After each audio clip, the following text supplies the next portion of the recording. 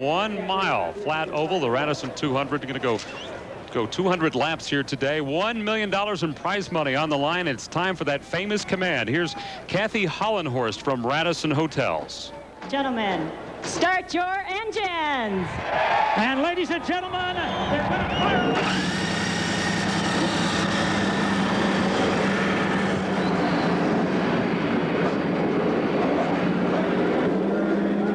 Now coming to life. There's Greg Ray, who will start on the pole today after his great run yesterday, 176 miles an hour. Let's give you the Rain-X weather report. Conditions today, 89 degrees, the humidity low, 30%, and the winds, that could be an issue here today. 20 to 25 miles an hour, kind of gusty, 89 degrees. The track surface right now at 117 degrees. Now, let's give you the race analysis here. 200 laps, 200 miles. Fuel window, Jack? Well, 60 to 70 laps, but that could slide even farther forward. You can do it on 2 stops here. Remember, you get 2 miles to the gallon under green flag conditions. Some drivers, like last year, Kenny Breck, you can stretch it to 8.0 miles per gallon under yellow, so you'll have to watch that. That will be fun to watch today. Now it's time for the Pro Start Battery keys to the race. And Ari, you have 3 very important keys today. Well, first of all, we've got a big chance to get a new IRL winner, first-time winner here. Greg Ray is one of them. Jeff Ward is one of them. Sam Schmidt is one of them. We have about 6 guys that have a chance to win here, 7 guys maybe. The high altitude reduces downforce for the car, so a team has to find a way to make up for that. Obviously, they can add rear wing to it, but there's only so much you can add. Rush hour traffic, they're going to have a lot of traffic here with the first half of the field within about a half a second or 4/10 of a second. You know it's going to be a busy place out there. The car needs to handle, in traffic. All right, it's the Pro Start Battery keys to the race. Now, let's take a look at this race course, Ari. As I said earlier, there's not much straightaway. We just have this part that goes straight, about 300 yards. Other than that, you're always in the turns. This is a very long turn. It just keeps going on forever and ever, putting a lot of load on that right rear tire. Speeds, about 185 miles an hour there. That's the fastest part of the racetrack, but I don't think they'll reach those speeds today because that was fine yesterday. And the speeds will be about 10 miles an hour slower than in yesterday's qualifying because the teams have added downforce, more fuel, of course, and tire wear is the key. And for your enjoyment today, we have 6 in-car cameras. This will be fun to watch. First off, the MCI WorldCom machine starting 3rd, Mark Dismore. Also on board today, we will have exciting action from the Sprint PCS car for Sam Schmidt. He goes to post position number 4. Yeah, Ari, no cheering for him, by the way. Buddy Liz, car 91, row 6 on the outside. Delta Faucet Coors Light, the sponsor. Defending champion will ride along with Kenny Breck today in the power team entry from A.J. Foyt's stable. He hopes to convert that 13th starting spot to a repeat victory. And this will be fun to watch. The series points leader, Scott Goodyear, the Pennzoil Panther machine, outside of row 7, trying to pick his way through traffic today. We'll also ride with Mark Dismore's teammate in the Delphi Automotive Special, Scott Sharp, starting 17th spot, but they said that they have worked on their race setup. They hope to go to the front quickly. It's a challenging 1 mile flat oval to start coming up in just a couple of minutes, and Scott Sharp says he's ready for this fast track. We're sort of back now to the grip type tracks, where you're fighting the balance of the car. The high banks sort of hold the car in, sort of mask any type of problem sometimes that the cars have. Once you get back to the mile ovals, particularly Colorado with it being so flat, it becomes a real grip track. You're chasing the grip, chasing your balance all day long. The guy that can come up with the best mixture is the guy that's probably going to win the race. We're closing in on the start. Let's go down to Calvin Fish for final thoughts. Big change in wind direction, guys. A severe headwind coming down the front straightaway. More significantly, it may affect the gearing going into turn 3. Scott Goodyear said he may run out of gear here in the race. All right, the start now, the field coming off of turn 3. The pace car leading the way, coming low. We're expecting the green. The pace car comes off. Greg Ray brings the field through turn 4. On the outside, John Hollinsworth, the rookie. Green flag. And Greg Ray grabs the lead. As expected, Ray sets the pace.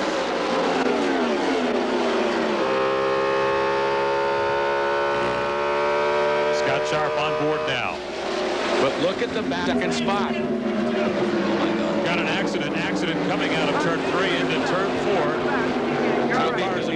That'll be Billy Boat. What a disappointment for the Harris Casino, number 14. And Tice Carlson involved too. Billy Boat and Tice Carlson. I'm heating the tires, but it's loose right now. I don't know what it is, but the tires are still rubber.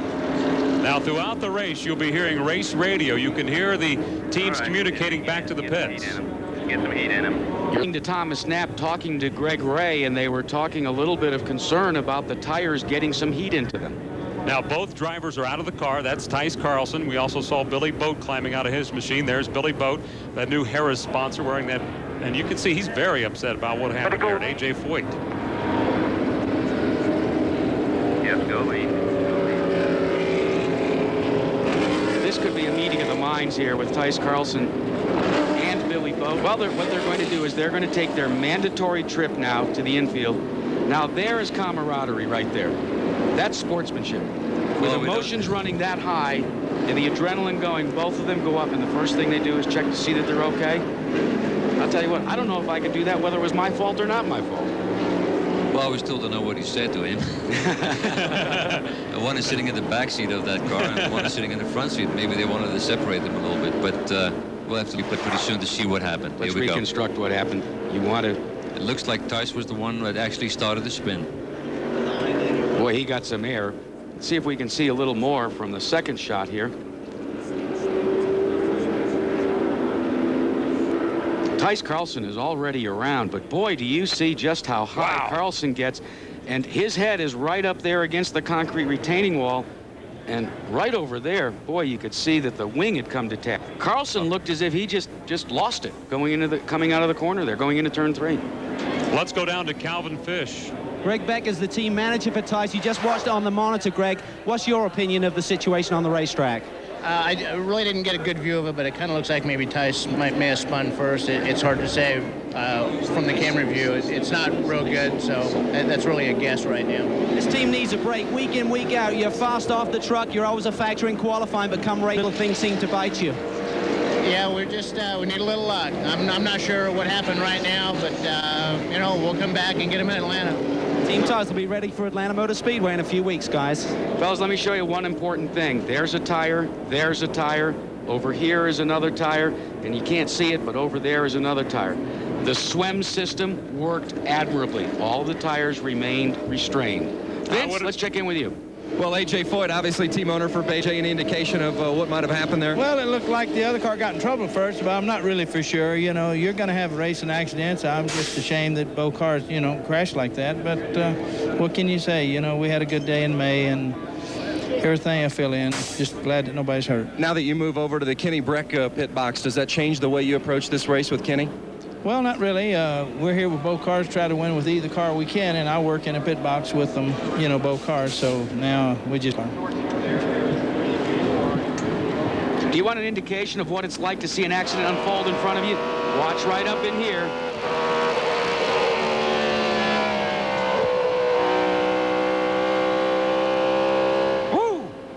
Yeah, and for Buddy Desir, he was behind a little bit so he could, you know, get around it pretty easy. But it was a typical racing accident. It looked like Tice lost it. He collected Billy Boat on the way. Nothing Billy Boat could do. Yellow will be back with more at Radisson 200. Radisson 200 cleanup continues as you watch Billy Boat's car now on the hook, involving himself and also Tice Carlson coming out of turn 3. All right, we want to draw your attention right to this car right there. That's the Hubbard Photographics car of Tice Carlson. Now roll the tape. He's totally spun on his own. Now stop it right here. Billy Boat has nowhere to go. He is going to be collected innocently into this crash. Go ahead and roll it. And he pins him up right there. Stop it right again. Billy Boat's car moves into Tice's car, and Tice's car is pinned between Billy and the wall, and that's what makes Tice's car almost go upside down. Very scary situation. You can see the under tray of that car. Let's check in with Vince Welch. Vince? You heard A.J. Foyt say that's racing. Sometimes you get caught up in someone else's accidents. Greg Beck, the engineer for Carlson's car, had just told me before the race that they need a little luck. They felt as though they had a car that could contend for the victory today, but we've got to stay clean, and we need some luck. Very ironic that he's involved in an early race accident. Calvin Fish? Tire wear may definitely be a factor today. Team Menard, Tom Knapp, the crew chief, said they put a second scrub on all of their race tires. That means they do a few laps, just scuff the tires. They did that 2 times for Greg Ray. That hardens the tire, makes them more durable. They should be better on the long runs. Well, you know, we're still cleaning up the track here, and it's going to take a couple of laps. But coming back to that accident, you know, for Billy Boat, it typically was a racing accident. But for Tyson, it was a mistake on the first lap. 8 laps completed of the scheduled 200. The Radisson 200. We'll have more on Fox Sports Net. 200. We are in Fountain, Colorado for today's event, and the stars have come out. In fact, Denver Broncos running back Terrell Davis, and he's with Vince Welch. Fans may be used to seeing Jim Harbaugh and Terrell Davis on the football field, but not necessarily in pit lane. Terrell, welcome to the race. What are your thoughts so far? I'm having a good time today. Thank you. And, you know, it's a game that, or it's a sport that I've kind of, you know, split the channels a little bit and watched it a little bit, but I haven't been a real big fan of it.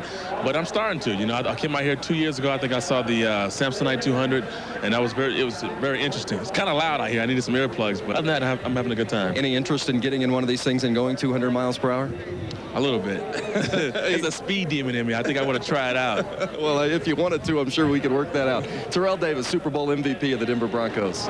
Yeah, he's having fun today. We're glad to have Terrell Davis here. Of course, he was the Super Bowl MVP 2 years ago. There's Buzz Calkins coming in for a pit stop under yellow. We're prepared to go back to the green as the pace car pulls off now, and Greg Ray will lead the field out of turn 4, the fan feet, and the restart on lap 11.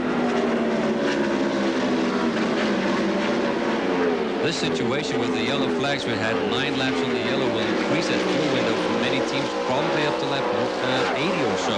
Made a lot of sense for a guy like Calkins, who was starting in the back of the pack anyways, to come in, top off the tank, get 35 gallons of methanol. They literally, if they get a few more, they could try and make it in one stop. Exactly, because if you can run 80 laps on a field of gas with one you get 2 more yellows, you know, it's quite a possibility. The field now kind of stretch out a little bit. As we see here, Buzz Calkins is about to be lapped because he made that decision a little bit late. He should have come in a lap earlier, and see, here he is right there being ready to lap, getting a lap by Greg Ray. So they made a gain and they lost a little bit on that deal. So the Bradley Food Mart special goes down as Greg Ray continues to stretch his lead over Sam Schmidt. Schmidt, Dave, had a very, very good start. Yes, he did, and he's only about a half a second behind right now. 186 laps to go as they come across the start and finish line. Greg Ray with 2 poles this year, looking for that first win, and he'd love to get him here today. Let's also update you on another 2 drivers that we said at the top of the show needed to move their way to the front. Well, how about Scott Goodyear in that Pennzoil Panther car? He into the 10th position as we look at Buddy Lazier. And then Ward. Here's Scott Goodyear right now. And there's Jeff Ward on the inside of Scott Goodyear, and Ward came from 18th, right now is in 9th place. Goodyear in 10th. That bright yellow 4 car. There, clear behind the 8. See, Ward is always really quick on those opening laps. Every restart, every start, you know, Ward is just a charger, and he's to the front very quickly always. Tice Carlson out of the race. Accident on lap 1. He's standing by in the pits with Calvin Fish. Back in the garage area. Tice, first of all, are you okay, and what happened on the racetrack? Yeah, I'm fine. I just drove down the corner, really didn't even drive in too hard. The car just came around on us. It's pretty gusty wind out here right now. Maybe we got a bad gust, maybe we didn't, but it's not something that the Blueprint MP team needed today. Have to feel sorry for the AJ Foyt team, too. They needed a good day, and Billy got collected in our spin, and people say that's part of racing, but it's part that you really can't accept. Tough break for Tice Carlson, and as you can see, guys, the wind is already playing a factor here today. Well, Calvin, you were spot on when you referred to that, because the wind, the way it's running, Ari, it gives you such a push down the backstretch. Let's check in with the other member of that altercation. He's now with Vince Welch with Billy Boat.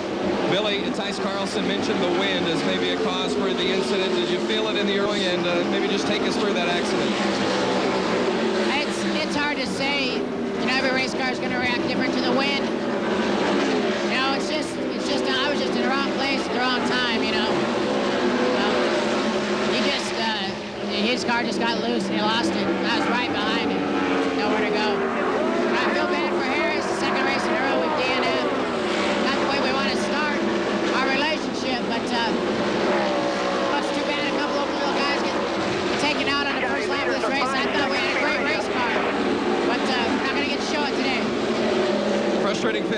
Billy Boat and the A.J. Foyt team, sponsored by Harris. We hear that somebody is talking to Scott Goodyear saying that the leaders are 5 seconds behind you. Sometimes your pit will tell you how far the leader is behind you to keep you aware of that so you can hold the guy off and not go a lap down.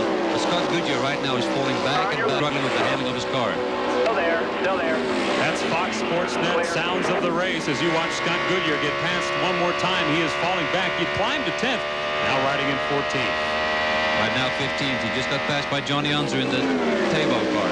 The situation you find yourself in right now, knowing that you've got to stay out under green flag conditions, knowing that you can't take advantage of an adjustment on pit road, Ari, there's a few things that you can do for yourself, but there's been a change in the lead. Sam in the Sprint PCS car, using the Raul Boisel car as a moving pick, gets by Greg Ray, and now he's going to try the high side of Eliseo Salazar. Boy, let's watch the rookie work.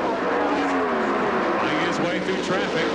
Sam's car, he's just been real happy with the car, with the Sprint PCS car this weekend, and he's actually pulling away from Greg right there, and he's just having a great day so far. Now, you talked, Ari, at the top of the show about altitude and downforce. Sam Schmidt liked to do flat foot all the way around this racetrack, but that was for qualifying. And now it looks as if John Hollingsworth in the CompuCom Lycos.com car, after an outside front row starting spot, has got a problem, Calvin. Yes, he does. I was just speaking to Mark Wider. He said the car is perfect. Remember, he got involved with Robbie McGee yesterday. They think it's a right rear. He just radioed into Mark to say they may have a right rear going down. John pulls it into his pit. He had such a great qualifying performance. The first rookie to sit on a pole on the front row since Billy Boat did it years ago. And the car is really strong. This is going to hurt them with track position, though, guys. They changed all 4 tires. Don't look like they're looking at anything else. And John is out of here. 60-mile-an-hour speed limit on the entrance and the exit of pit road for this 1 mile oval. As, hey, I'll tell you what, Sam Schmidt really puts a move there on Steve Knapp in the Microphonics Delco Remy car. Dave, it looks like right now he's got the hot setup. He definitely does. This is a lot of fun, though. It's like a bull ring. 1 mile, and they're hustling around here right now. Sam Schmidt is your leader. There you see his lead. Let's go down to Vince Welsh. Scott Goodyear slipped all the way down to 21st. John Barnes, what's wrong? Just having to get in trouble all weekend, keeping the tires consistent with the car, and this set here's just gone off early. Well, you take the chance of bringing him in under green? No way. Just ride around here and see what happens. That's John Barnes. As you heard, it's a pit stop game, particularly under the green. They're going to live with the problem for now.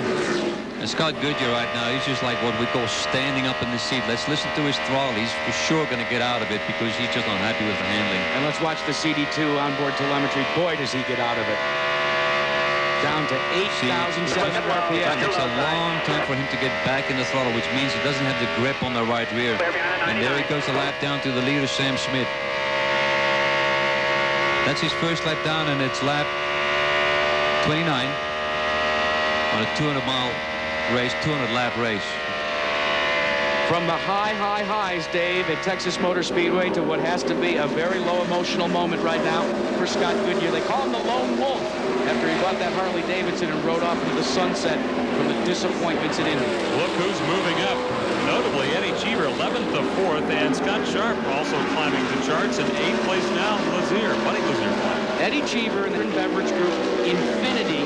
Owen Snyder says that they finally have got the package put together. They know how to integrate into their chassis setup that Nissan Infinity engine.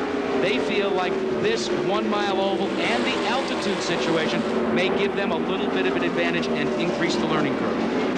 Another guy to look at here is running really strong today is Mark Dismore. And they've maintained a good pace. It looks like they've got a handle on their situation. And here's Eddie Cheever challenging Mark Dismore for 3rd place right there, and he's got him on the inside going to 3. One of the things Cheever didn't remember, Eddie Cheever is the only driver to have led every Pep Boys IRL race in 1999. Cheever came out here early in a test session, realized the effects of altitude not only on the car, but on himself physically. He's a former resident of Aspen. Said, I came out early, increased my aerobics training. So the reason was I didn't want to be huffing and puffing near the end of the race. He felt he was huffing and puffing more than he should do during that test. That kind of gave him the signal. I need to be here earlier, a week leading up to the race. 1 mile above sea level we are here at Fountain, Colorado. Your race leader is Sam Schmidt. Now 34 laps completed. Vince Walsh has an update on our race leader. Sam Schmidt's car is hooked up. It is absolutely perfect. At this point, they're just trying to stretch it out, and obviously with that long yellow, the fuel mileage is going to be stretched as well. You know, they're talking about a 60 to 70 lap. They were talking about a 60 to 70 lap window before. Now it's closer to an 80 lap window, and absolutely no complaints in Sam Schmidt's pit in the Sprint PCS team. Well, Vince, that looks like it might open the door then for at least a consideration to making this a one-stop race. They just need a few more caution laps. There's your leader. Sam Schmidt just went by. There's Greg Ray, and in third place, Eddie Cheever closed Greg Ray. So Eddie Cheever might do it again and become the leader of this race later in the race. Ari, what kind of advice would you give Sam Schmidt? We're only 36 laps into this thing, him being out front right now. Well, he's doing a great job right now, and he has the confidence of having a good throw, and that's really what you need around a place like this. Scott Goodyear has no confidence at all. He's really just, you know, he's kind of like a little scared out there right now. It can be very cars are sliding all over the place. And Sam Schmidt has a car that is working great and giving him all this confidence. So some great wheel-to-wheel action here. The Radisson 200 Pep Boys Indy Racing League action. Watching some serious battles on the track. Eliseo Salazar about to be passed on the inside. Salazar now trying to hang in the top 10. And Kenny Breck.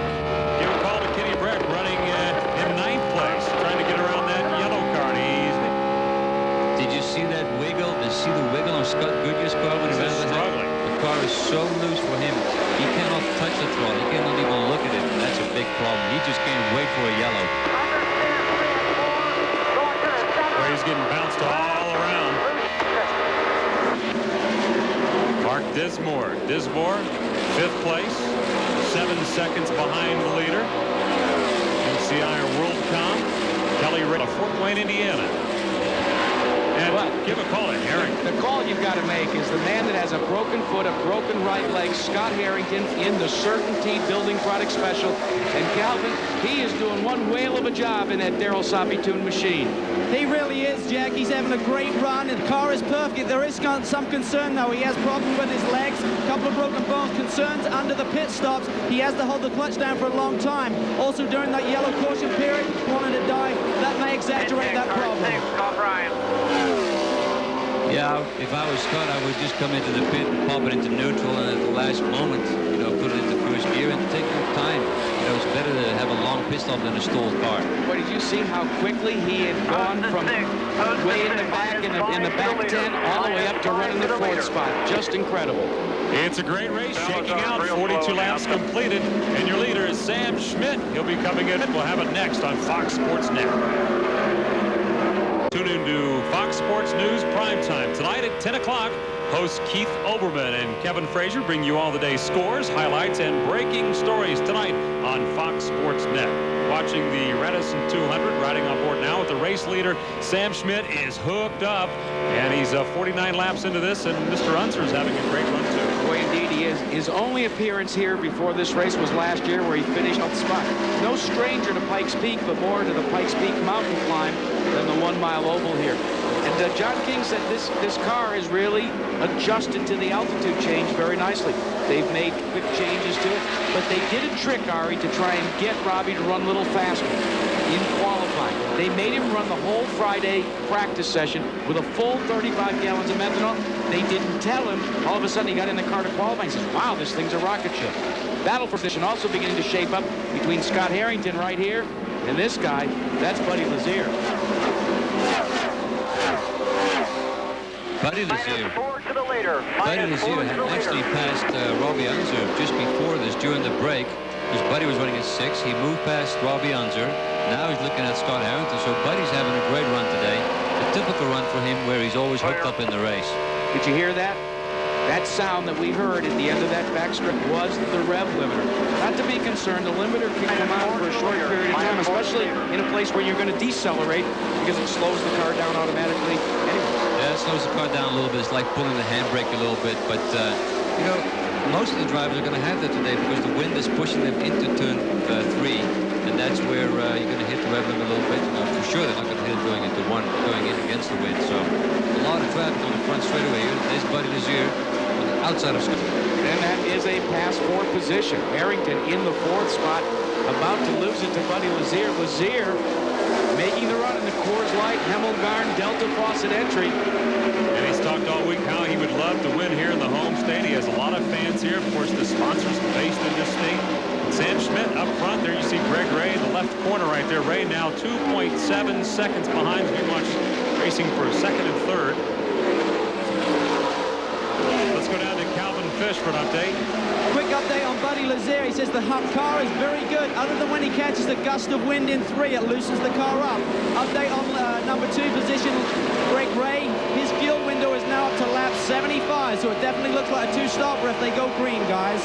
But I've got to tell you right now, as we rode on board there for a second with Buddy Lazier, the man that should get the award thus far is in 4th spot, right up there. And that is Harrington. They call him Herringbone. And that's not the case right now, Vince, but he is having one whale of a ride, crutches and all. He sure is. And another guy that you talked about is Jeff Ward. He started in the 18th spot, and he's currently running 11th, but he's dropped back a couple of positions. Mitch Davis said no reason for concern. They're very comfortable with the car, but they're more concerned with pacing right now. So losing 2 spots is not a worry for Jeff Ward. Also, Eddie Cheever's team may be experiencing some radio problems, so they're limiting their communication. They might have to change the battery, but they say otherwise the car is excellent. Cheever is one of only 4 drivers, guys, that have actually completed 399 of the 400 laps ever run here at Pikes Peak International Raceway for the IRL.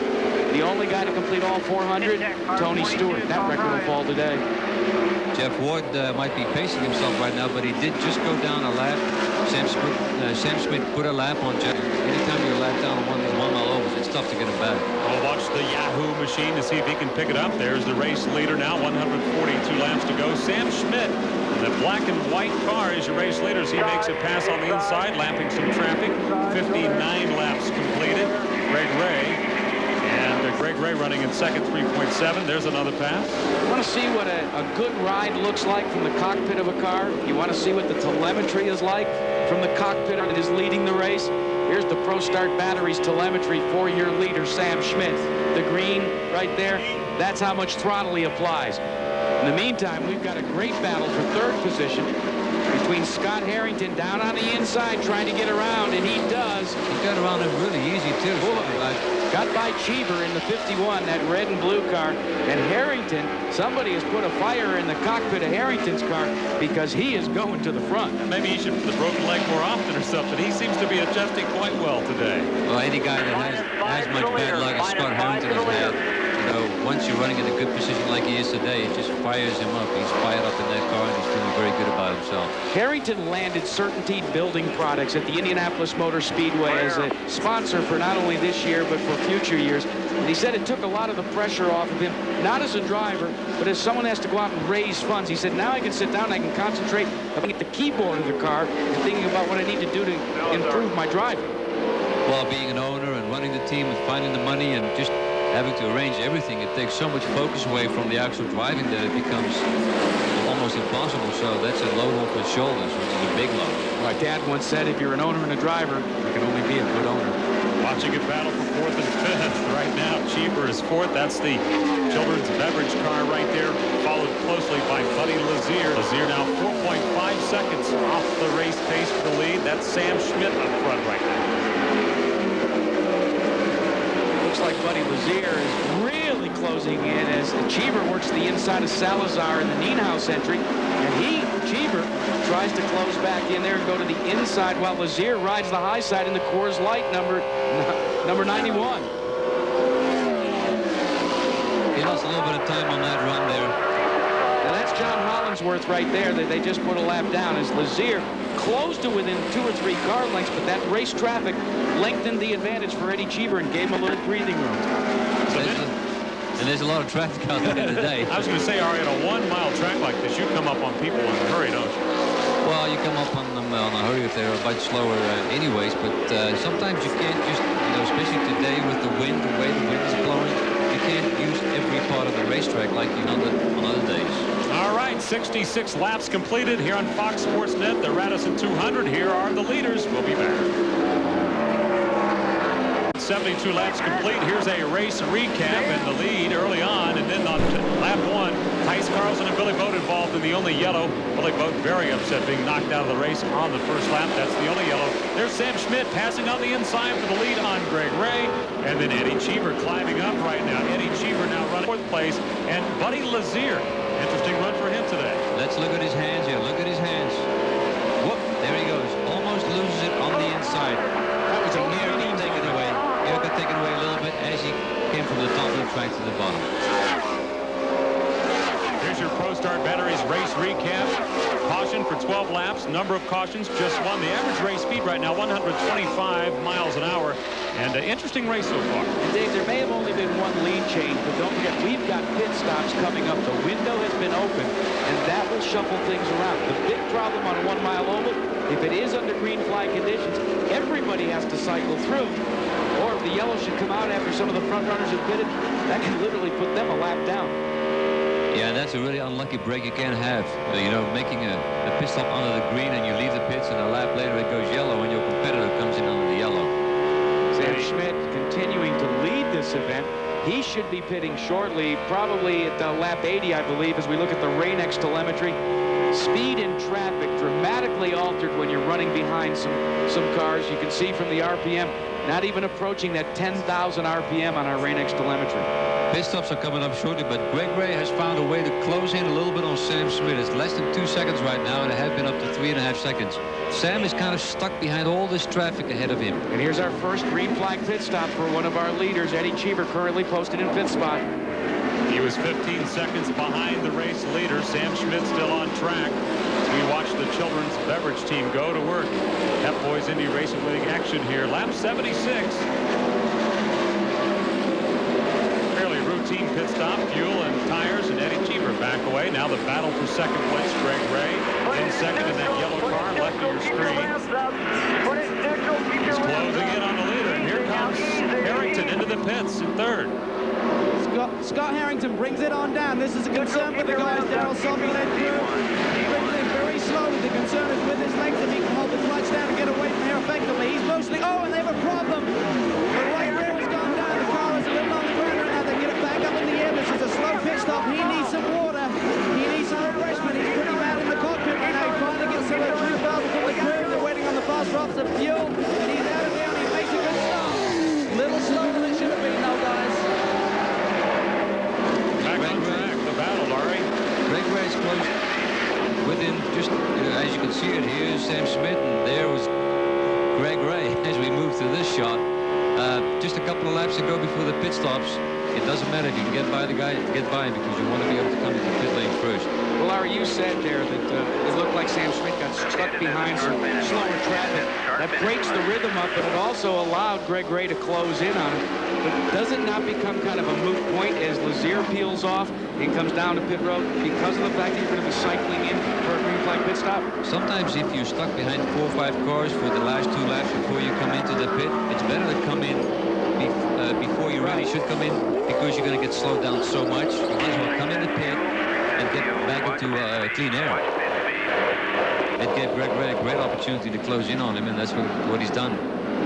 Now there's Jimmy Kite coming in on the Team Losi car, and Jeff Ward coming down pit road as he is going to get his first stop. Jeff Ward in the Yahoo machine from Pagan Racing. Mitch Davis and his crew go to work. Now we should watch to see if they make any sort of a chassis adjustment, because Ward had run to the front, and there you see right there they are making a wing adjustment on the right front. They did well, and there's a problem. Mark Dismore in the MCI WorldCom car has been turned around as he pulled down on the pit road. Boy, and this is something that Sam Schmidt really could use, and well, I don't know. It might be good for him because Greg Ray's still out there, and most of the other guys still out there doing challenging him. Dismore was running in 6th position as he got a little squirrely in the pit area there. They straightened out the car, that 28 machine. David, part of the problem is the way the Pikes Peak International Raceway pit road is laid out. There is a sweeping left-hand corner exiting the pits. In order to allow each of these teams to have sufficient room for their pit stall, they have moved some of those pit stalls down into that sweeping corner. Not saying that that created the problem for Mark Dismore, but that's the location of car number 28. Also got a problem with the BeFast.com car of Raul Boisel. Ted Branton Company, his crew going to work, and it looks like they're going to remove the side pod and try and determine what's wrong there. He's laboring back at 20th. Here's Dismore trying to get that machine fired up, the MCI WorldCom car, and seems to be having some problems getting the power. I would have to suspect that they've got a gearbox problem.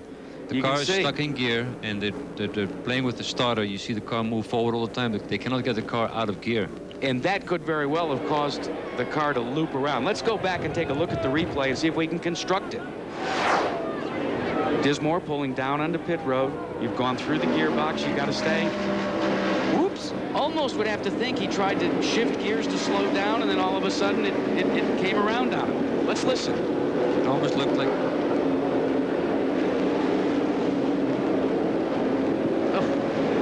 Kind of hard to say what happened. It looked like it went down a gear and he tried to get out of gear and it just couldn't come out of gear. All right, we're still under yellow. 85 laps completed of 200s here today, and Sam Schmidt is your race leader. Sam Schmidt, Raul Boisel rolling back out, but he's laboring back at 21st position right now. And every so often you'll be hearing communication from the drivers back to the pit area, talking to their mechanics as they update the conditions on a gorgeous afternoon here in Fountain, Colorado, Pep Boys Indy Racing League. Sam Schmidt's lead now just under a second. Greg Ray is going to have a chance to close in under yellow here, baby. Because here come the leaders, Sam Schmidt and Greg Ray. Choreographed ballet, Calvin. Well, Greg Ray brings it in right behind leader Sam Schmidt, and he will be looking for just a tire pressure adjustment on the car. No wing adjustment is what Tom Knapp said. He takes a quick refreshment drink from his bottle. And an update there on Scott Harrington. Remember, he had no conditioning guy. He had 2 weeks in the bed, and that may be a factor for him in this race today. Well, we watched Sam Schmidt's crew, and they went to work and made a chassis adjustment on the front wing. And boy, there's a drag race coming out of pit road. Let's check in with Vince Welch. Took 2 turns out of the front wing, and that yellow came right on time for Sam Schmidt because they needed to come in at lap 90 or sooner. And the yellow obviously was perfect timing for Sam Schmidt coming off his first podium finish at Texas. They say the car is great other than the little adjustment they made in the front wing. Otherwise, they're very happy with their run so far, and why not? They're in the lead. So, Ari, you complete your pit stop, you look in the rearview mirror, and all of a sudden you see Greg Ray closing on the outside saying, hey, it's going to be my spot. What goes through your mind pulling back out on pit road? I don't know what happened leaving the pits there for Sam Schmidt, but he got out of the pits a little slow, a little bit of a hesitation. And then when he came around the corner, just before the blend line, he was beaten to the blend line by Greg Ray. So now Sam Schmidt is back at the 2nd place. That's right. Greg Ray takes over the lead here. And Greg Ray, Sam Schmidt, Hamilton. Here's the pit summary in and out. Schmidt went in first and came out second. And Greg Ray takes over the lead. Look at Unser having a great run. Robbie Unser holding on to his 3rd position. And Hamilton also in the top 5. The guy that really lost out, who had just made a pit stop before that yellow came out, was Eddie Cheever. Eddie Cheever is a lap behind right now in 5th place. That's because Sam was able to pit under the yellow. They put a lap on Cheever while he was pitting under the green. Yellow comes out. Sam goes in the pit. They're a lap ahead. Him and Greg Ray. Boy, tough break for the MCI WorldCom car. Mark Dismore has dropped out of the race. We've got some late breaking news on John Hollinsworth. Let's check in with Calvin Fish. Well, the car just went incredibly loose, Jack. They thought it was a right rear tire go down. When he came in and they changed tires, they checked the pressure, no problem there. And he was just trying to stay out of everyone's way until they got a caution, and they made some adjustments here. Mark White is a little concerned as to why the handling has gone away. They haven't had a loose condition all weekend long. This is something that happens on 1 mile oval. So you'll have a car that handles so bad, gets so loose, you think you'll have a flat tire. You come in, and to your great disappointment, they'll tell you, no, you didn't have a flat tire, and then you know you're in trouble for the rest of the day. That's an interesting point there. After 88 of 200 laps, Greg Ray, Glidden Menard is your leader. Under yellow, Sam Schmidt is 2nd. Davey Hamilton has climbed up to 3, and Unser is 4th. Next time around, we're going to go back to green. Davey Hamilton took advantage of some quick action by the Spinal Conquest Gallus team. That put him into that 3rd position. Stefan Gregoire in the Mex Mill Tokheim car, solidly in the top 10. He's got a 2nd and a 4th. They asked Dick Simon, what does he want Gregoire to do today? He said, well, we'll take either 1st or 3rd. Boy, don't get greedy, huh? Here we go. The pace car pulls off. We're going to go back to green here, lap 89 as the green comes in. Green flag.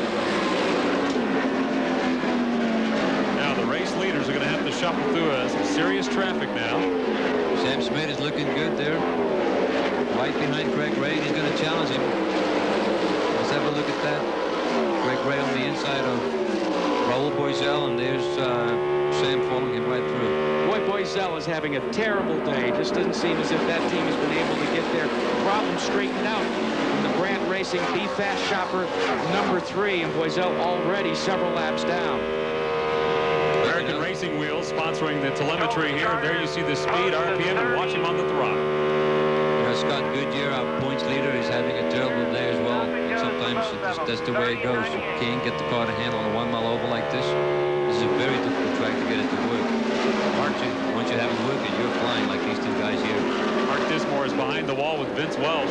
Obviously a very disappointed Mark Dismore. I know, Mark, they're taking parts off the backup car to put on your car, but for all intents and purposes, no chance for victory today. What happened? I lost my brakes, and when I came in, I was pumping them, and finally the back brakes locked up, and I slid into the wall. Then we went to go back out, and the gearbox was locked in. I mean, it's like, well, I think it's a clutch. But they're going to try to fix it. We're going to try to get out and get some points. We'll look for Mark Dismore back out on, but it's not going to be a good finish for this Team Kelly driver today. Boy, Dismore is on one of those seesaw seasons. Some days it's good, some days it's bad. Steve Knapp in the Microphonics Delco Remy number 35 for ISM Racing. Looks like a problem on his car. He is slowing down dramatically. He was posted in the 11th position before this problem fell on this team. Hear him barking on the radio. There's the race leader up front, the bright yellow machine of Greg Ray. 94 laps completed, and the Sam Schmidt challenging. He's a half a second behind. There's Greg Ray's run so far today in the Radisson 200. And we're about to the halfway point. We hope you'll kick back, relax, and watch the rest of the race. We'll be back with more here on Fox Sports Network. We're back. Radisson 200 at the halfway point, and Sam Schmidt is the race leader now. 7 cars on the lead lap. Greg Ray in second, and we're going to give you a little replay of the pass he made. We're back to take a look at how Sam Schmidt. There's a little bit of traffic there in front of Greg Ray. Held him up a little bit. Got a good run coming off of 4. Sam on the outside and maintaining that pace. And that pass came at a time that was very financially rewarding for Sam Schmidt. Firestone pays $10,000 for the first at 99 to commemorate their 99 years in building tires. Old car number 99. Cha-ching! And he learned it from the money miser over here, Ari Landijk. Ari taught him those moves. You know what? Sam didn't just pass him because he got held up by traffic. Sam passed him because he is faster right now. He's pulling away a little bit from Greg Ray. And here's Davey Hamilton with a great run in 3rd place. Davey Hamilton is one of these drivers, as we alluded to. All 28 IRL races have found a Davey Hamilton in the field. And we've got an update on Davey Hamilton from pit road. Davey Hamilton led 38 laps here last year, and that was his goal, to get to the front again today. They were loose early on, but they corrected that at the first pit stop, and the yellow came in right on time, allowing them to come in and make those adjustments because they were going to have to pit on the under green. Right now, the car is great. Hamilton is very confident that he can stay up with the leaders up in front, currently running 3rd. Now, while most of the other drivers at the end of the Radisson 200 will shower and change and go back to their hotel, Davey Hamilton gets out of his driver's seat, becomes a big-time car owner. For who? Ken Hamilton, his father, when the Coors Light Silver Bullet Series of USAC takes to this 1 mile speedway. Davey went to his dad and said, look, Dad, why don't we buy a new beast, a couple of new engines? You know, I'm doing well in the Pep Boys IRL. And his dad, Ken, said, why? I like the old stuff. I'm doing all right. Don't mess up my fun. Scott Sharp having a run today. Started 17th. There he is on track right now, the Delphi machine. He started 17th, and he's climbed up to 8th. He's not on the lead lap, though. 7 cars on lead lap right now. It's an important day for Scott Sharp, not for himself, but for the matriculation of his new engineer, Will Moody. Moody signed on board for Texas Motor Speedway, had some tire problems there. Now, Moody and Sharp are no strangers to each other. They campaigned in the Trans Am Series, and Scott Sharp was very pleased when Team Kelly and the Delphi people said, hey, let's bring Moody on board. We'll make him your engineer. Right now, Sam, right now Scott Sharp is complaining about being loose. Talking about running in 4th gear. We'll be okay. Easily we'll be okay. Because he's so much off the pace right now with the loose race car, he can afford to use a lower gear because he's not getting the maximum rev, because he's not really coming off the corners the way he should. Now, he started in the 17th spot. He has broken into the top 10. He's at 8th. But you want to see his speed? It's 2 miles an hour slower than the lead pace set by Sam Schmidt. Schmidt at 157. Sharp just at 156.66. So he's picked up a little bit. He's found a comfort zone now, even though the car is a little loose. We're 90 laps from the finish now. Eddie Cheever hanging in the top 5. Trying to give Infinity their first win. Back on board with Sharp. Calvin Fish, you have an update. Well, I've seen a lot of the cars go loose. We documented John Hollinsworth. Alicio Salazar was in for a loose condition. Donnie Beechler came in. The crew took about 8 turns of front wing out of the car. Incredibly loose out there. The guys are barely hanging on to the race car. That's a very unpleasant situation to be in as a driver, but we almost expected here the high altitude, loss of downforce because of that, and then the wind is playing a factor, and the heat is pretty warm out there with track temperatures up in the 125, 130 degree range. Maybe this can help you to appreciate the difference in the altitudes. When we were at Texas Motor Speedway 2 weeks ago, we were at a certain level above sea level. Where we are today, Dave, we are higher now at Pikes Peak International Raceway than the airplanes fly in an approach pattern at Dallas-Fort Worth Airport. And that'll get my attention. I don't know about yours. You have too much time on your hands to figure that out. Well, he just called somebody today. Eddie Cheever hanging in the top 5. And still Scott Harrington is still having a great day, as we see on the screen. Scott is running in 6th place behind Eddie Cheever. You know, that's no slight accomplishment either for Harrington, because that team, he and his dad, Gene Harrington, they own the automobile campaign, the machine. We watched Scott Goodyear continuing to soldier on in the Pennzoil Panther car. Same for Kenny Breck in car number 14. The power team entry is at least being shown in the top 10 in the 9th position. But not the kind of day that Breck would like to have. He's the defending champion, not only in the IRL, but here at Pikes Peak as well. What these guys are doing right now, they're not competitive, they're struggling, they're fighting a loose condition. They're just trying everything to stay off the wall, bring that thing home, and get points. And then just start from scratch the next race. They know they're not going to be a winner today, but they need the points. Kenny Breck says that one of the great things that's happened to him since the Indianapolis 500 is his popularity in Sweden has skyrocketed. He said that he got some information there as we look for a battle for the lead beginning to shape up. And Greg Ray and Sam Schmidt, again, it's a change. Greg Ray battling once again up front, looking for his first win, and here comes Sam Schmidt giving chase. 116 laps completed.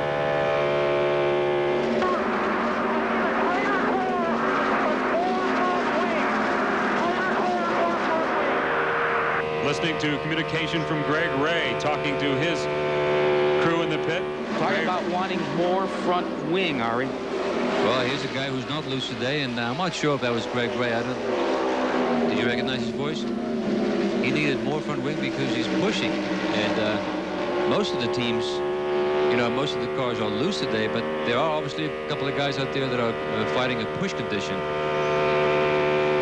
I have a serious feeling that Sam Schmidt is now struggling a little bit with the handling of his car. He put more wing in the car on his last pit stop. I think it might have been the wrong adjustment because he's slipping back a little bit. Greg Ray passed him pretty easy. He's falling back now. Looks like he might be getting a little bit loose. Scott Harrington running in 6th place, and his father's here today and heavily involved. Let's go down to the pit area. Well, Gene watches Scott's progress. Gene, the yellow really hurt you guys. You just pitted under green. But how about Scott's condition? He hasn't been able to work out the last couple of weeks. How's he faring in the race car? He hasn't complained at all. The only thing he's complained about is getting caught with the yellow and getting almost a lap down. He hasn't complained at all. He's okay, I think. The adrenaline is certainly flowing in the 66 machine, and Daryl Sobey, who leads this team, has great success here at Pikes Peak with Stefan Gregoire finishing 2nd here 2 years ago. You got to wonder if maybe they have something about 1 mile racetracks. Don't forget that Scott Harrington was the guy that had a podium finish close to it at the last 1 mile that we ran at in Phoenix, Arizona. So Miles, Harrington, and Certainty Building Products, they seem to go together, make a nice fit.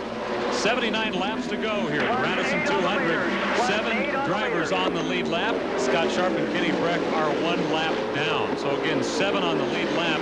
Eddie Cheever hanging right there in the top 5. Cheever running in 5th, 12 seconds off the leader. Greg Ray is the leader right now.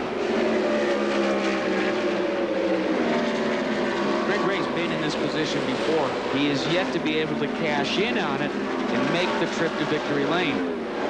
But right now, Thomas Knapp, Greg Ray, and the entire Menard team are showing a lot of poise, and John Menard is not here. God forbid they should score their first victory, and Menard, the Lumber King, is not here. There's so much support that he's the Lumber King. The Lumber King.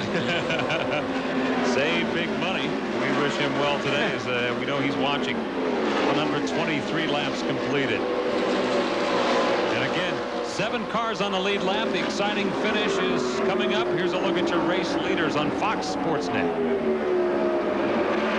Happened there. Look at that big wiggle. 2 corrections in 3 and 4, and he slowed down in that lap to 148 average. The leader did 159. Make the little hair stand on the back of your neck. 3.3 seconds. Sam Schmidt is back of the race leader. Greg Ray in that bright yellow machine. Menard machine. If you look at this track.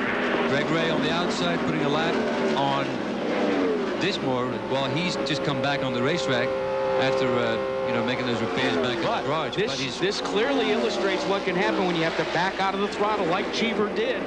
Before this, he was right in the hunt in the top 3 or 4 positions. Now he's in danger of going a lap down. Why? At 1 mile oval, you back out of the throttle. The leaders are going to gobble up the real estate awfully quickly. That's right. We're watching Eddie Cheever trying to stay on the lead lap. 133 laps completed. Trying to hang in there. And Greg Ray trying to stretch the lead. His lead now is 1.5 seconds on Sam Schmidt. This is also where Greg Ray has to be very careful. Most drivers will tell you that Eddie Cheever is a very difficult driver to get by. Not that he does anything that's nasty. It's just that he knows how to keep it. We look at the battle for 5th position. Buddy Lazier finds 5th, being given way to young Robbie Unser. Unser in the Petromali machine right there. And that's all that Buddy Lazier, as we watch Buddy Lazier's hands here, he's trying to get by. It's 3 wide. Oh boy, was that a close call. The guy on the high side was the red car, Buzz Calkins' machine, the Bradley Food Mart special. The meat in the sandwich, that was Robbie Unser. It's not over yet. No. Robbie's trying to get it back again. Are we back at Texas, 3 wide? Now 1 mile. This is exciting. Yeah, Buddy's hands are, he turns the wheel quite a lot. And that doesn't really have much to do with the handling of the car, because you can change rack and pinions in these cars. Some guys turn a little bit. Other guys have to turn more because they have more teeth on the rack and pinion. That's very technical stuff, by the way. Buddy Lazier has always been one, too, that instead of the 10 and 2 position that they teach you in driving school, he likes to move them around a little bit, and Buddy likes to exercise his hands as well. Sometimes when you go on board, you'll see him actually opening and squeezing them back and forth. I think some of that, Ari, is because he does grip the wheel so hard. No, he did that, especially after his accident that he had in Phoenix in 1996 with his lower back, when he broke his lower back. It actually started, his hands would go a little numb. He was always exercising them in the yellows. Well, he was doing it again today, so obviously the result of that crash where he broke his back still haunts him. Let's go down to the pits now with Vince Welsh. Robbie Unser, as you saw that great battle with Buddy Lazier. Unser, I just spoke with Bobby Unser a moment ago, and he said the car's been terrific. They've not made a single adjustment to this machine all day long. So if it continues to run this well, look for Robbie Unser to be a factor in the end. You know, I've got to make an apology to John King, the team manager for the Petromali Robbie Unser car. At Texas Motor Speedway, we circled him and said he was the man on the right front that waved Robbie out. John came to me and said, look, I've got white hair. The guy that was there's got white hair. I'm too old to go over the wall. Haven't been over the wall for 4 years. Wasn't me. I said, hey, you looked an awful lot like you. Watching Robbie Unser. Robbie Unser trying to hang in there with 60 laps to go. He really liked to win here. He knows how to win in this state. He's done his share of winning at Pikes Peak. Battle for 3rd. Davey Hamilton in 3rd. And Harrington driving with some broken bones in that car, giving chase. The bright orange car. Davey Hamilton followed by the Certainty machine. And Harrington's going to challenge on the backstretch. He's got Beautiful move. You know, and looking at how easy he passed him tells me that now Davey Hamilton is a victim of a bad handling car. We're going to see him drop back. You know, we talk about how much fun these guys are having. There's really maybe two guys are really having a lot of fun because everybody seems to be having a little bit of problem with their handling of the car. Talk about having fun. Buddy Lazier trying to put a lap on the next mill car, Stefan Gregoire. And Ron Hemmelgarn is the owner of this car, Calvin Fish. Ron has the handling on Buddy's car. We see him really working the wheel very hard through the turns. Well, the car is handling pretty good. He's pretty well balanced now. He feels pretty good. He's just basically picking off traffic right now, so he's pretty happy. I think we got a car that can go all the way, and I think if it wasn't for that yellow before, I think we'd be in the lead. These long green flag periods, how is the tire wear? 75, 85 laps? Can you make it to really maximize it and just do a splash at the end? I think so. I think we can. Okay, well, these guys are confident that maybe Goodyear can get their 5th one here today, but that Firestone out front with Greg Ray is looking really strong. Buddy Lazier running in 5th position. 5th position for Lazier.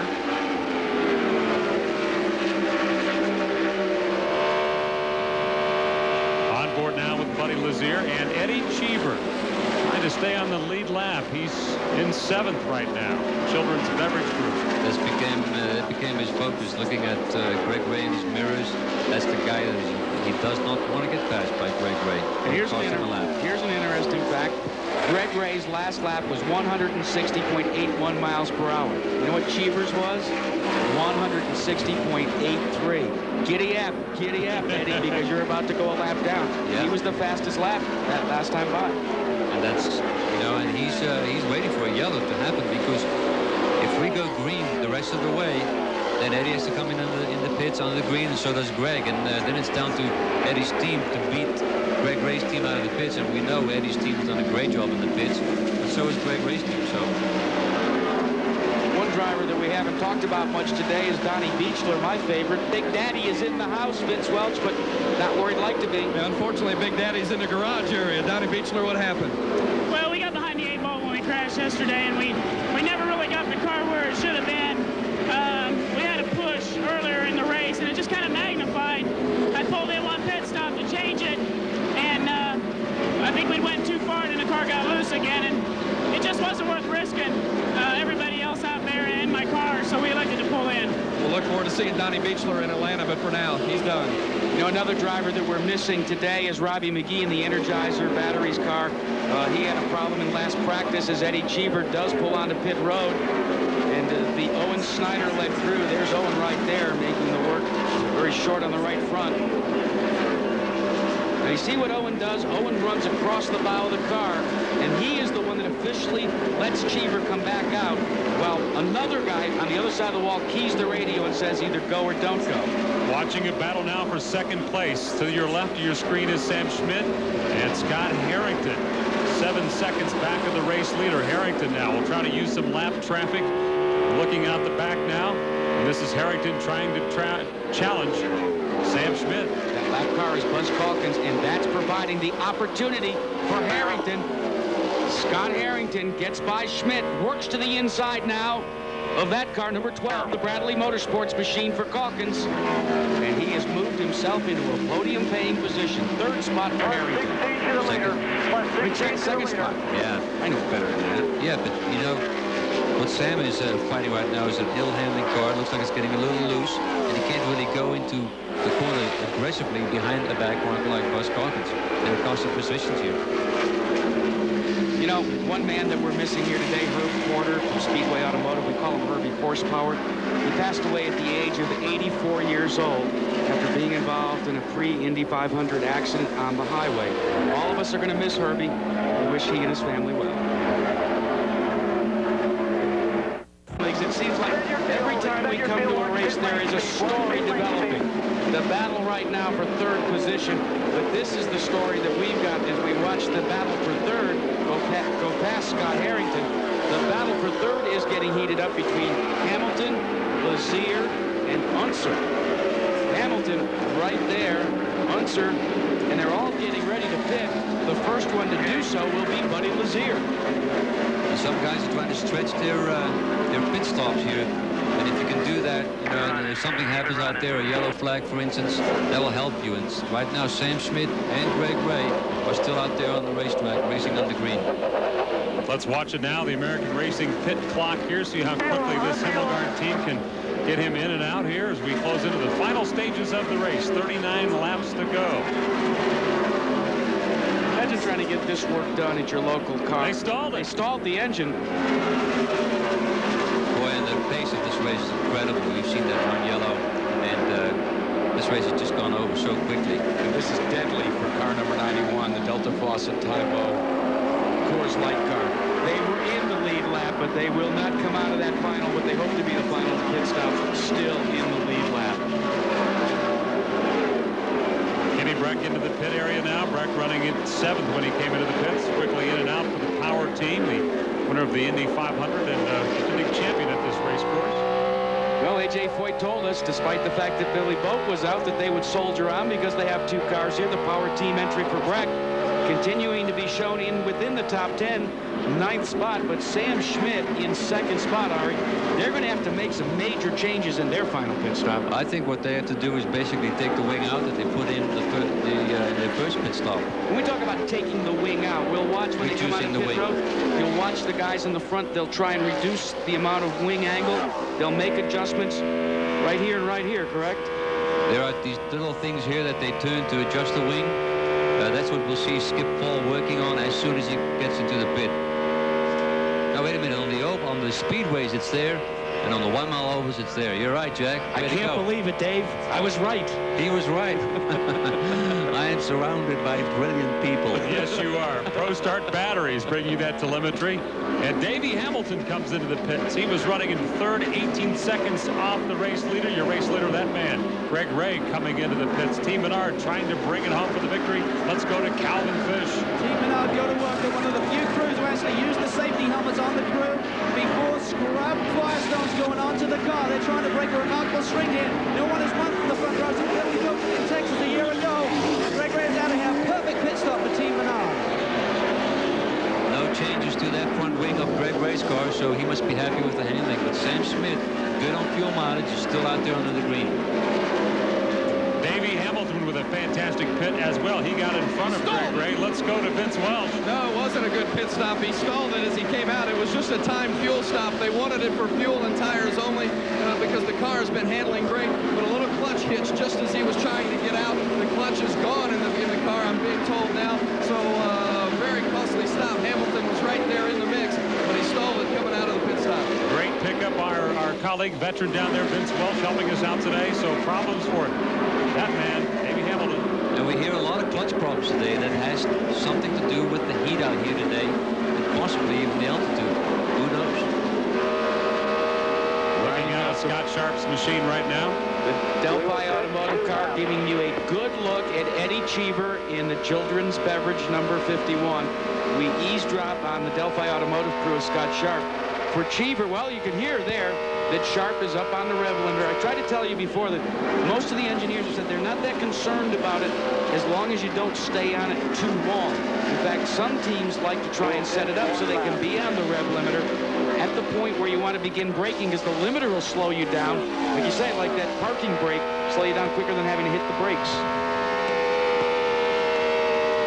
Can you believe how long Sam Schmidt is staying out there? He must have great fuel mileage.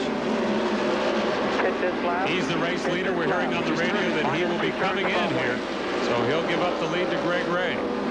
Pressure on Sam Schmidt right now, or is the pressure on his crew, Skip Ball and company with the Sprint PCS team? Really on both. It's going to be, pressure cooker right here. He has to bring it into the pits. He's going for one more lap, and he has to bring it into the pits, 60 miles an hour speed limit. But he will press the button on the dash.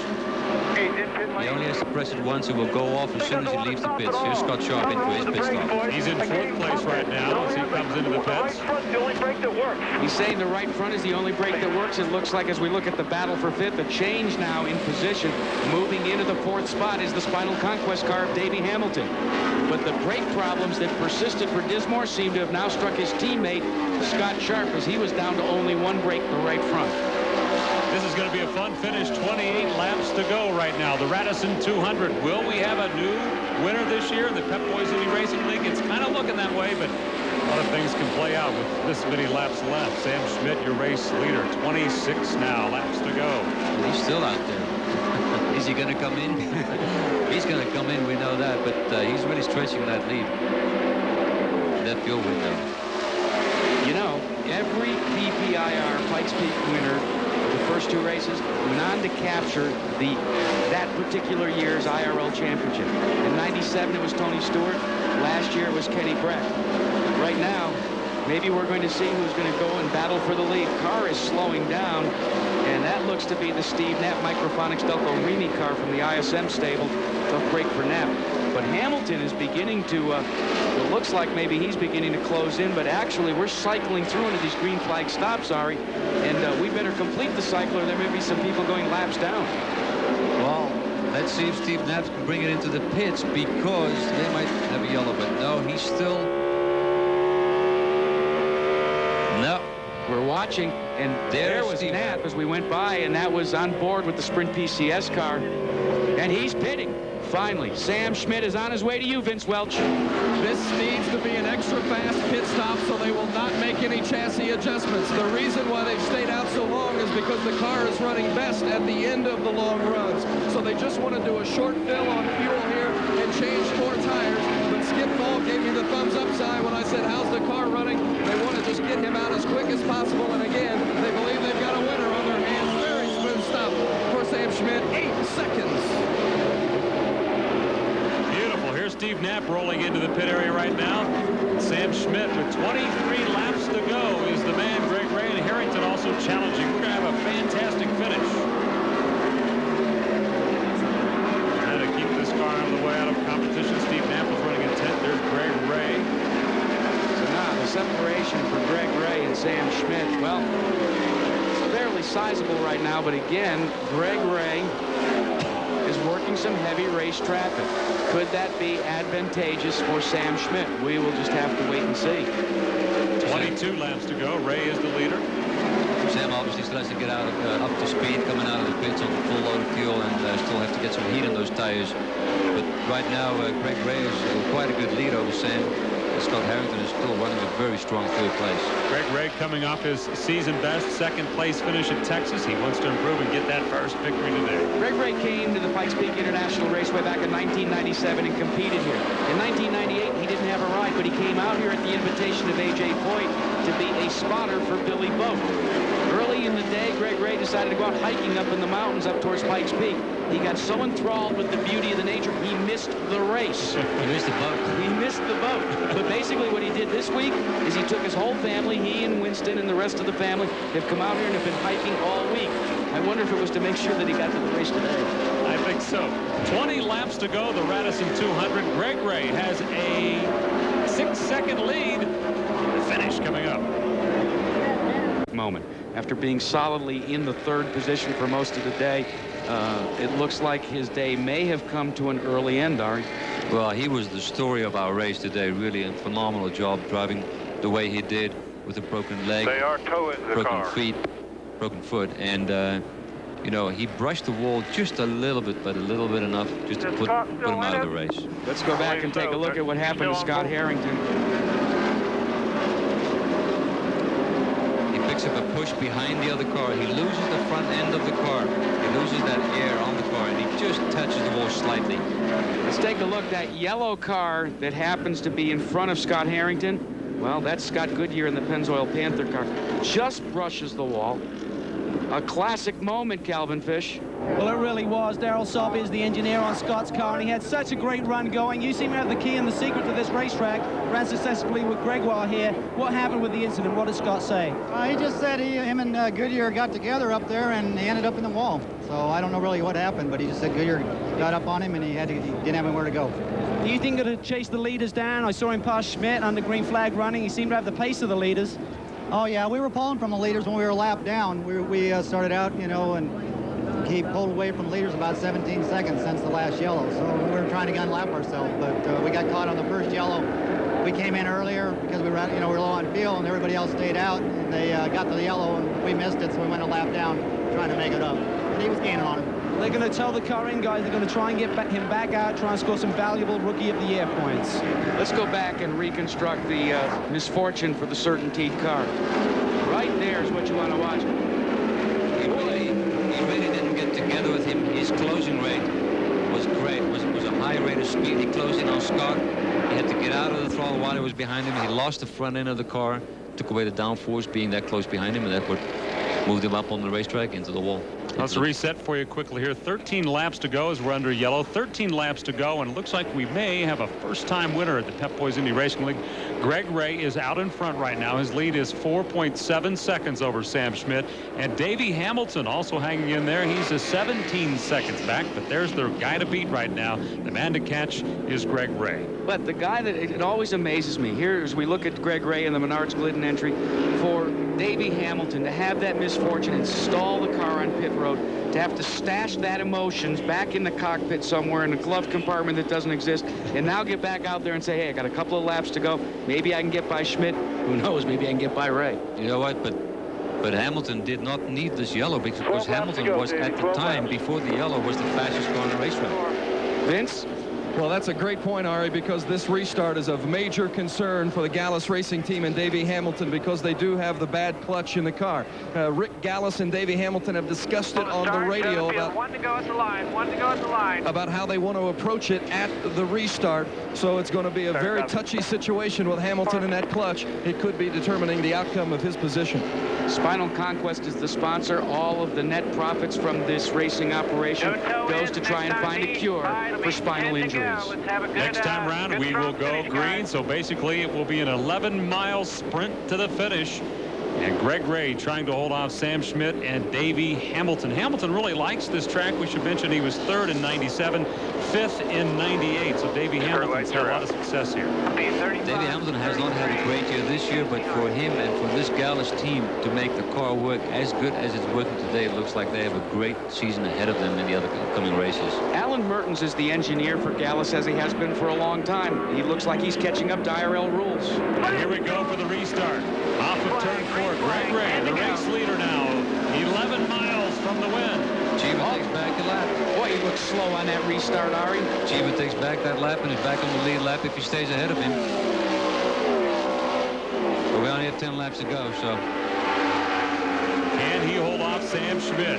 Lazier's trying to get his lap back as well. The Delta Faucet's purple, number 91. We're hearing loose. We're hearing loose, and you can see he cannot get on the throttle coming off the corner. He just looks a little bit slow right now, and he's got 10 laps to bring it on. What does loose mean? That means that the back end of the car hits the wall before the front end. I'm laughing, but it's not funny. 1.8 seconds separates first and second. 9 laps to go. Next time around, it'll be 8. Now 8 laps. Greg Ray trying to hold on for that first victory. There's the separation. It's going to be exciting. This is going to be very exciting because Greg Ray looks like he doesn't have the handling of the car that he had before. And Sam is not far behind. Spotters and crew chiefs like Skip Ball, I'm sure, have already notified Sam Schmidt that time-wise he is running faster than the leader, Greg Ray. The question mark remains with 8 laps to go. Does the Sprint PCS team have enough time left to do it? The Rain-X telemetry shows them they have enough muscle. It was 1.9 seconds, now it's 1.2, but Sam stuck a little bit behind this car right here. Now he's gotten by him. That was the Jacques Lazier Team Truselli car for Warner Brothers with Roadrunner on board this year. 6 laps to go now. 164.3 miles an hour. Last time around for Greg Ray. Sam Schmidt, 163.0. There's the 2 leaders in your shot. Yeah, they used to say, Houston, I have it in sight. Right now, Sam Schmidt can say, Skip, I have the lead in sight. This one is going to go down to the wire. It's going to be close for Greg Ray and Sam Schmidt. They 5 to go. That's right. Pep Boys Indy Racing League action. Hope you're enjoying it here on Fox Sports Net. Let's go to Vince Welsh. Skip Ball just told Sam Schmidt over the radio, you're faster than he is. Go get the leader. And it is a stalking process now as Schmidt, as you mentioned, clearly has Greg Ray in sight. Let's see if he can get him in the last 4 laps. Sam, that signal to Sam Schmidt would be like throwing a dog bone in front of a starving St. Bernard. Right now, he sees victory in his grasp. Ari, can he do it? It's possible because right now Greg Ray's coming up on Buddy Lazier and Cheever, who he has caught up with a little bit. It seemed like the first lap Greg Ray was, a lot looser than he is right now, but it's 3 laps to go. It's not much, and there he is, and he can make his car very wide in 2 laps. 3 miles to victory now for Greg Ray. 1 second separates 1 and 2. We're going to have a new winner in the Pep Boys Indy Racing League Series. Looking for the 15th difference different winner since the inception of the Pep Boys Indy Racing League. And Calvin Fish, it could be one of these two guys. I think so, absolutely. Greg Ray's crew is saying there are no handling problems with the car, but they're in a pensive mood now. 2 laps to go, and Sam Schmidt is right on his tail, Jack. I wouldn't be pensive right now. I'd have butterflies that would be about the size of giant bullets. I have them right now. Yeah. Butterflies. This is exciting. And boy, with 1 lap to go, he's right on his gearbox right here, coming home for 4. Charging, closing the gap. The white flag comes out. And for the Radisson 200, the final lap at Pikes Peak. And can he do it? Sam Schmidt trying to get around Greg Ray and Team Menard. 2 pros in front of him, Lazier and Cheever, so they shouldn't come into play. Here they come battling to turn 3. 2 more quarters for Greg Ray. Ray out of 3, trying to make it wide. Look at Sam Schmidt. He's going to challenge out of turn 4, but Greg Ray is going to hold on and win the Radisson 200 at Pikes Peak. What a fantastic finish here on Fox Sports Net as the celebration begins. Greg Ray gets his first win. 18 races for Greg Ray, and at the age of 32 and 3 years into his IRL career, he finally backs up a second at Texas Motor Speedway with a victory. And this was the battle for 3rd spot. And it looks unofficially as if it would go to Hamilton, with Cheever being posted in the 4th position. What a great afternoon, Dave. We've had a lot of fun. The celebration is underway. Much deserved for Greg Ray. We'll have that celebration next on Fox Sports Net. Greg Ray wins the Radisson 200 by 0.12 of a second, and he's standing by with Vince Welsh. Go ahead, Greg. All right. What a jubilant team we have down here, this Glidden Team Menard. Their first victory. They've been so close. They were second at Texas in the last race. They've been on the pole twice, and now they're finally in the Pep Boys winner's circle. And Greg Ray, so happy to be here, as he says, about time. And Greg, we talked about it before the race in the pre-race show, how you've been so close, and what would you do to get here today? Wow, what a great finish. How'd you hold Sam off down the stretch? Well, I tell you what, this Glidden Team Menard group did a great job. These Firestone tires were fantastic all day, and kind of like I said, it wasn't the fastest car, just being consistent. And I tell you what, we just took it when it came, and my crew did a great job. My spotter did a great job. Tom Knapp gave me a great setup, and I'm just so happy. I just can't stand it.